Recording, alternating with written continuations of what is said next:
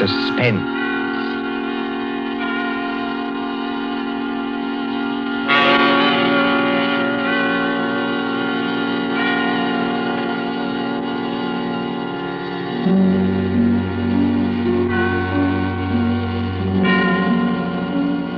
This is the Man in Black, here again to introduce Columbia's program, Suspense. Our star tonight is Peter Lorre, playing the part of the Hungarian Count Stefan Kohari, a gentleman of sinister aspect. The story is by John Dixon Carr, who calls it The Devil's Saint. If you have been with us on these Tuesday nights, you will know that suspense is compounded of mystery and suspicion and dangerous adventure. In this series are tales calculated to intrigue you, to stir your nerves, to offer you a precarious situation, and then withhold the solution till the last possible moment. And so, it is with The Devil's Saint and Mr. Peter Lorre's performance we again hope to keep you in suspense. The Devil's Saint. Paris, 15 years ago. Paris as it used to be, when lights twinkled from the old Trocadero to the hill of Sacré-Cœur, when taxicabs honked and the beat of tango swayed, and Chinese lanterns gleamed above the lake in the Bois, when, in short, you and I were young. Come then to the President's Ball at the Opera, St. Catherine's Day, 1927. A fancy dress ball at the Opera, filling these marble halls with a multitude of masks and a multitude of dreams. The mosaic decorations are no less bright than the colors that weave here. Harlequins and Columbine, Cleopatra and Musketeers. In the great marble foyer, remember it? They have set out little tables and lines of palms behind which you may sit screened. Look at one such table. A young man wearing the scarlet and gold uniform of an English Guards officer in Wellington's day. A dark-haired young girl in the costume of a bacchante. And as we approach... Ned, don't, please, you mustn't. Well, why not? You really don't mind, do you? No, of course I don't mind, only you mustn't. Oh, Ned. Look here, Alona. We've got to settle this thing. You have enjoyed being here tonight, haven't you? Ned, I've loved it. After being cooped up at my uncle's place in the country, it's like heaven. All right. When I take you back to the hotel, I'm going to face this uncle of yours tonight. No. No, please don't. I'm going to say that you and I intend to get married, and that's that. I can't marry you, Ned. I've told you that. But why not? Just give me one good reason. Because I can't. My uncle, he would never allow it. Never. And that seems to you a good reason enough? Yes, Ned. This uncle of yours, what's his name? Count Stefan Kohari. He's a Hungarian, I think you said. Yes, so am I. My mother was an American. What's he like, actually? Oh, he's a little eccentric. Oh, please don't misunderstand. He's a great scholar and a historian, only he's a little strange. Ned. What is it? There he is now. Your uncle? Yes, that elegant man in plain evening clothes, with the Order of the Golden Fleece across his chest. Oh, I see him. Oh, he looks as black as a thundercloud. He's throwing those two dressed as devils aside as though they didn't exist. Give me my mask quick before he sees us. No, Alona. Why not? We'd better face this out now. Sit still. Good evening, Ilona. Good evening, Uncle Stefan. Uncle, may I present Edward Whiteford? How do you do, sir? How do you do? Ilona, do you think that costume is quite the thing to wear in public? Why not? Well, an older generation might call it immodest. It looks like... Like what? Nothing. Will you go and get your cloak or your domino or whatever you wore here? Uncle, please don't make me go home so soon. It's hardly 11 o'clock. I was not asking you to go home, my dear. I was merely asking you to put on a wrap. All right, I'll get it.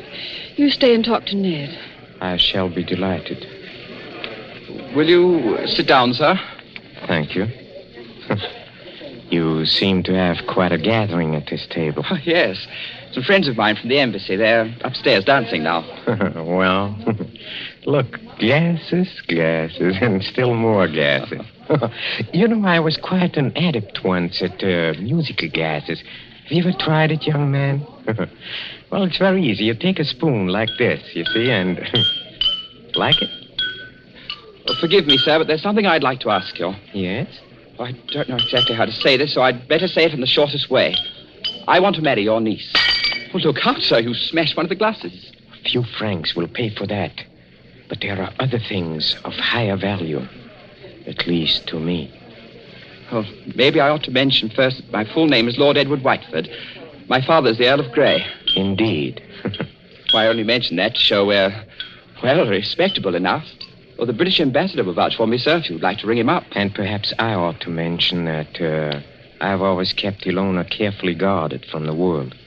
Almost too carefully guarded, don't you think? That, Lord Edward, depends on my reasons. Sorry, sir. You have known Ilona about how long? 4 days. 4 days. You wouldn't even choose a business partner in 4 days. Yet to want to marry my Ilona after 4 days. But we know our own minds, sir. You do, huh? Then you know more than the wisest man in this world. However, as one whose dearest wish is Ilona's happiness, I hope it is, Count Harry. Do you doubt what I say? Oh, no, sir. Well, I will make you a proposition. I own an estate in Touraine, not far from Paris. A little chateau, a few hundred acres, fishing. Very good stable of horses. I know. Ilona told me. Oh, she did? Well, then here is my suggestion. Why not come down and visit us for a week or two? Why, that's very decent of you, sir. Oh, not at all, not at all. And if at the end of that time you're not cured of this infatuation... Oh, then... it's not an infatuation. I swear it's not. No? Well, if at the end of that time you're not cured permanently of this feeling, you may take Ilona. And with my blessing. That's fair, isn't it? Oh, it's more than fair, Count Harry. I don't know how to thank you. Oh, well, please, don't even try. And at least I can promise you a very interesting experience. You see, at the Chateau d'Azay, there is one certain bedroom. We call it the tapestry room. Yes? Well, I assure you, it'll be very interesting for you to sleep in that room. Why? Is it haunted or something? Oh, no. No, not haunted. Well, now, if you don't mind, I shall say goodnight, and I hope I can trust you to bring Ilona safely to the hotel. Au revoir. Look over there. What is it, sir? Just look. Streams of our fellow guests pouring down a main staircase. Shapes of nightmare. Shapes of delirium. Insane dead masks. Only the eyes move. Wouldn't we be terrified, perhaps, if he would look behind those gargoyle faces? Oh, no, I don't think so. They're only ordinary people like ourselves. That, sure, is where you make your mistake. Well, I shall expect you for the weekend, and encore une fois, au revoir. Ned. It's all right, Ilona. You can come out from behind those palms. What was he saying? I couldn't hear. Ilona, it couldn't be better. Well, he's a very decent old boy, actually. And he's invited me to the Chateau d'Azay. Did he say anything about the tapestry room? Yes. He invited me to sleep there. And you said? I said I would, naturally. You mustn't do it, Ned. I won't let you do it. Why the devil not? Because everybody who sleeps in that room dies. Dies? Are you serious? Oh, Ned, please don't do it. Oh, nonsense. There are a lot of superstitions about every old house. This isn't a superstition, Ned. It happened once when I was a little girl. A man insisted on sleeping there. They found him dead in the morning. So? How did he die? They don't know. There wasn't a mark on his body. He wasn't shot or stabbed or strangled or poisoned or hurt in any way. He was just dead.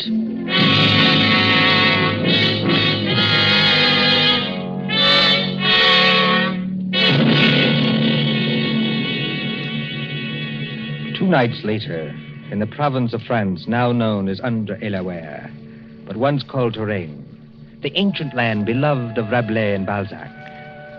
But now, as the wind moans down the valleys, and rain flickers across the apple trees, and thunder stirs in those haunted hills, It can bring little comfort to a young man driven in an ancient carriage from the railway station along snake-like roads. To what destination? Ahead, a lift of lightning shows the gray walls and conical slate-roofed towers of a chateau set some distance back from the road. Lights shine from its narrow windows, dimly seen through the rain as... Driver, coachman, Oui, monsieur. is that the Chateau d'Azay up ahead? Oui, monsieur. I will take you to the very door If what? Why do you cross yourself? if I am permitted. What should stop you? Only fear, monsieur. And I am not much afraid. Listen. What was that? Only the dogs, monsieur. They keep many dogs, large dogs, at the Chateau d'Azay. Well, here we are.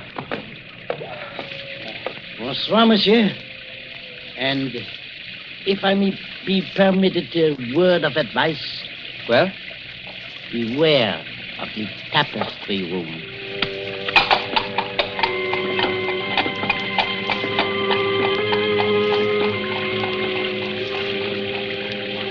there isn't a bell on this door. There might at least be a knocker. Ah, got it.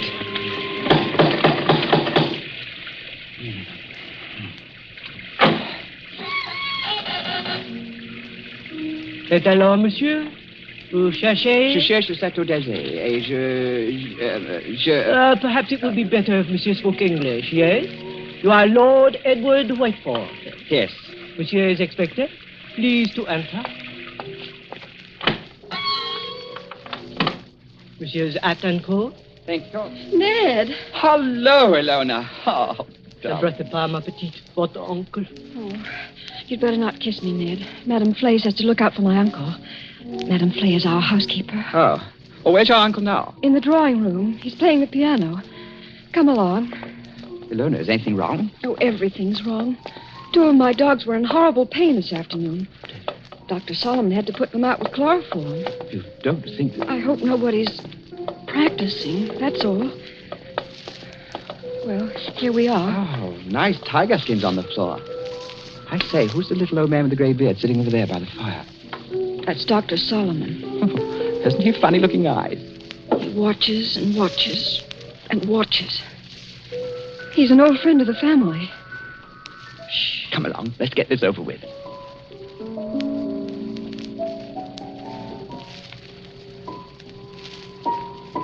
Ah, Lord Edward.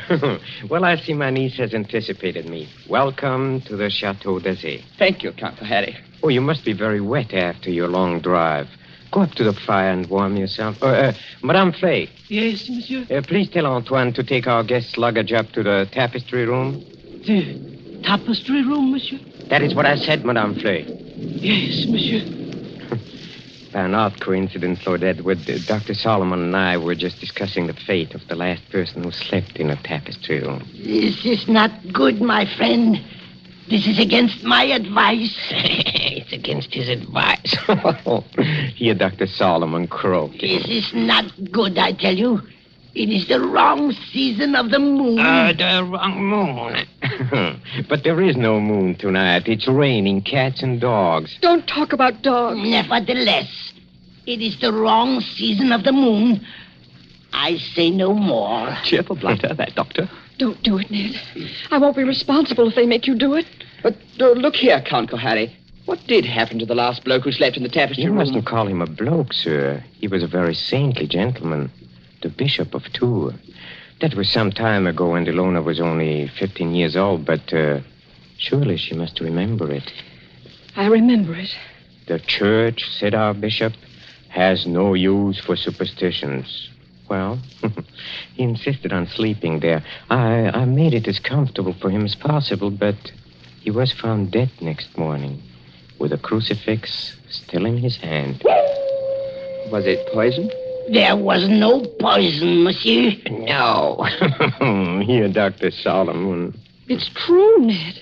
Well, there were just 2 very curious things. You see, in connection with that death, on a mantelpiece there was found burning a stick of incense. Just ordinary incense, nothing wrong with it. Yes, sir. And Under the dressing table, the police found it was an empty jar of ointment. Now, use your wits. A dead man, some burning incense, and an empty jar of ointment. What do you make of that? Oh, I don't make anything of it. It's crazy. Please do not speak like that. I'm sorry. It is still the wrong season of the moon. Well, what I really meant, sir, was this. Is there any reason for this story of death? Reason? Any legend attached to the room or anything like that? Yes, there is. Well, sir? Well, we are a very old family, Lord Edward. Old and perhaps accursed. When my ancestors moved from Hungary to France in the 17th century, they brought certain beliefs with them. The old religion. The old religion? Yes, the cult of Diana, the cult of Janus, the cult of freedom and fertility. The witch cult, if you prefer. Oh, now look here, sir. Must we talk about this? Well, you smile, but when I say the word witch, you think of some humorous picture on a Halloween's card. It was very different in the Middle Ages, believe me. Then, my friend, there existed an organized religion which rivaled the church. There were many to worship unashamed at the grand Sabbath. Many to receive all favors from Saturn, their master, and to dance forever, joyously in the red, flaming quadrants of hell. Some 200 years ago, an ancestress of mine, Katerina Kohari, was tortured to death in a tapestry room for professing the old religion. Many persons have not thought it safe to sleep there since. Are you answered? Oh, come, sir. This is some kind of elaborate joke. Joke? The Bishop of Tours did not find it a joke. Not a mark on his body. I assure you as a physician, not a mark on his body. No, not a mark on his body. Here, Dr. Solomon. Yes, I hear him. Well, understand me, Lord Edward, there's no compulsion in this. If you do wish to sleep in that room, all right. If you ridiculous. don't wish... I'm not afraid to sleep there, sir. Well, I thought perhaps you wanted to change your mind. Oh, never. Would you like me to make a wager on that? What sort of wager? Well, if I spend the night in this famous room and come out of it alive... Yes? Will you give your consent to the marriage immediately? Tomorrow morning? Tomorrow morning? Why? Because I don't think the atmosphere of this house is good for a loner. What do you say? Will you do it?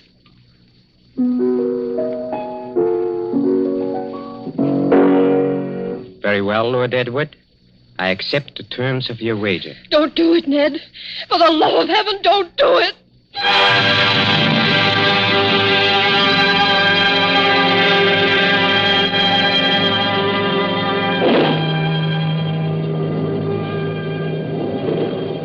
High up in the north tower of the Chateau d'Azay, under the conical slate roof, is the circular room hung with faded tapestries.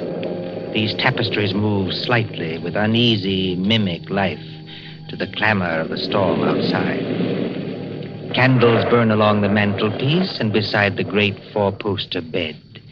The flames of these candles waver, too, as the door opens. This is the tapestry room, monsieur. Thank you, Madame Flay. That is the mantelpiece where the incense burned. That is the bed where Monseigneur le Bishop died. Very inviting, isn't it? Will there be anything else monsieur requires? Some sandwiches? A decanter of whiskey? Oh, no, thanks. I had a drink with the Count Kohari before I came upstairs. Bien, monsieur. Monsieur's shaving water will be brought up in the morning, if he requires it. Good night. Venerable Hoppy. Trying to scare a fellow out of his wits just because... Oh, well, they built a good fire anyway. Didn't realize how cold it was. Temperature must have dropped. What's that? It's me, Ilona. May I come in? No, Ilona. Get out of here. That's not very gallant of you. No, I mean, I don't want you exposed to whatever it is. Ned, listen. Are you going to bed? Or are you going to sit up all night? I'm going to sit up all night, naturally. Then let me sit up with you. No. Why not? Well, it may be dangerous. Besides, I promised your uncle I'd go through with this alone. I wish you hadn't had that drink with him. Why? He couldn't have done anything to it. It was you who poured it. Yes, that's true, only... Listen. Is there? It sounds like footsteps. Yes, but where's it coming from? Seems to be right here in the room. It seems to come from all directions. Doesn't it sound like somebody walking between the walls? By George, it is someone walking inside the wall. Get behind that tapestry, Lorre. Quick. Hide there.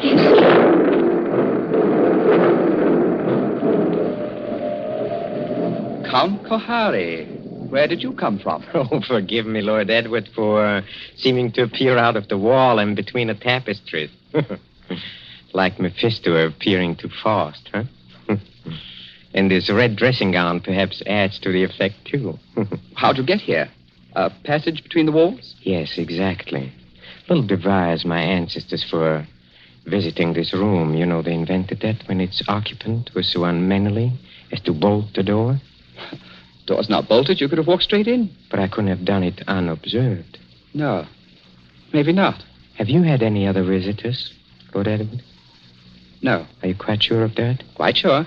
Well, then, since nobody saw me come here, I'll just sit down by the fire.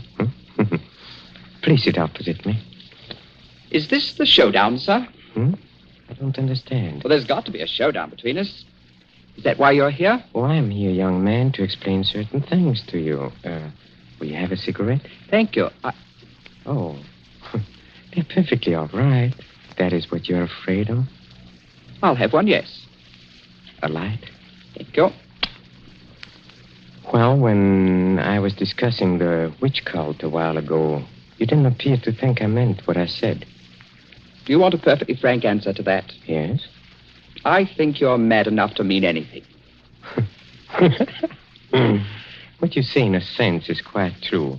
See, in an old and inbred family like ours, the mind can crack and the fantasies of witchcraft become as real, well, more real than the living world.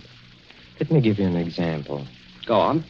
The saucer on a table beside you is Ming porcelain. It was once owned by Katerina Kohari, a martyr of the old religion. Yet you are using it as an ashtray. Oh, I beg the witch lady's pardon. I'll blow off the ash. Well, that's a very dangerous remark, sir. Don't you understand that the worship of evil can be as strong and compelling as the worship of good? That the devil can have his saints, too? That to a sick brain which knows but can't help itself, you have profaned this room merely by entering it. And therefore, you deserve to die. Like the Bishop of Tours? Exactly. You're not going to tell me the devil killed him? The devil's agent may be flesh and blood. Then it was murder. Oh, of course it was murder. Murder so cunningly contrived that no one ever saw through it. Go on. I asked you before to use your wits on this problem. Well, look, incense was burned in this room. You know why? Suppose you tell me. Well, obviously, I think to conceal something else, which would be too easily noticed. To conceal what? For instance, the smell of chloroform. Chloroform? Yes. A drug not very well understood by laymen. Dr. Solomon, by the way, was using chloroform this afternoon to dispose of some dogs. So I've heard. Well, Dr. Solomon is old and very forgetful.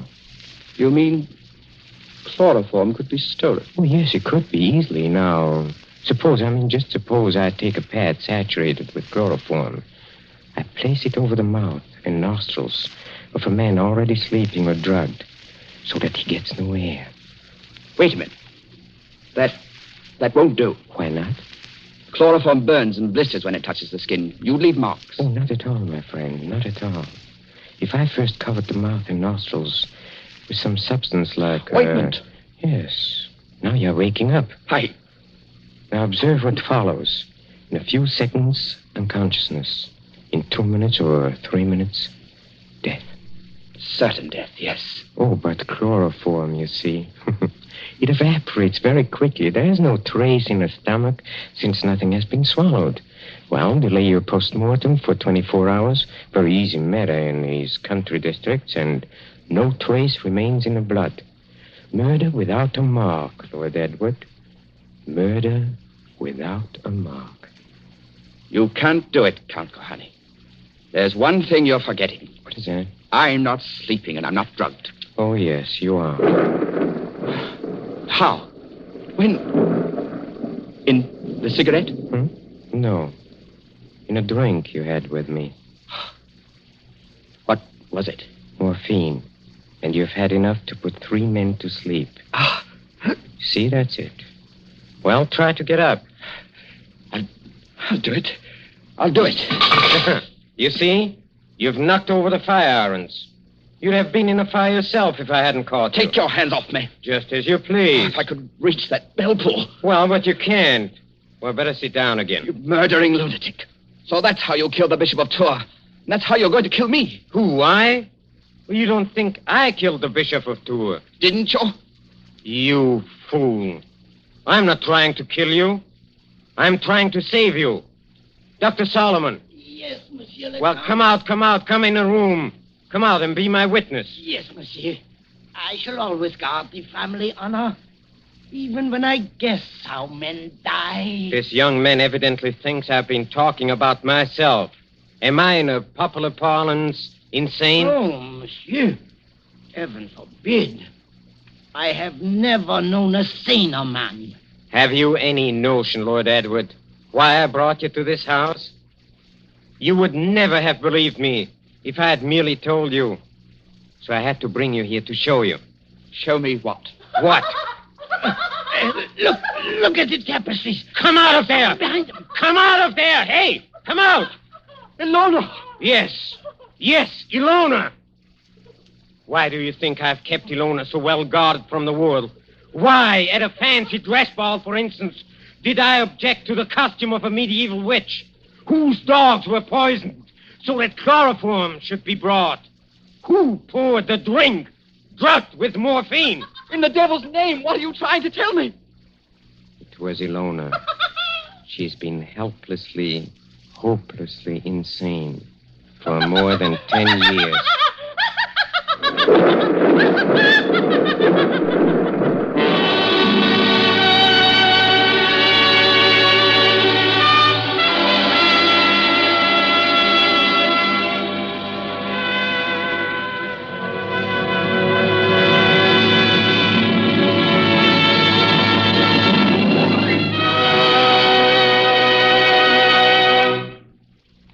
And so closes The Devil's Saint, starring Peter Lorre. Tonight's tale of suspense. This is your narrator, the man in black, who conveys to you Columbia's invitation to spend this half hour in suspense with us again next Tuesday.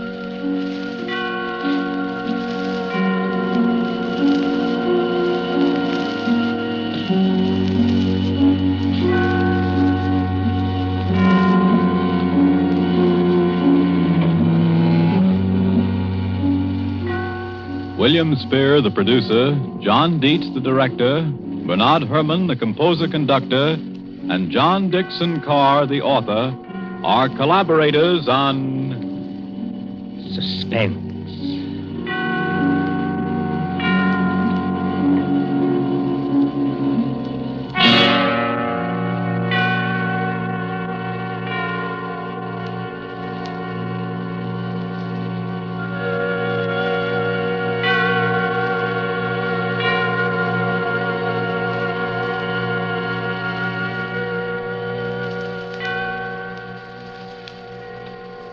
This is the Columbia Broadcasting System.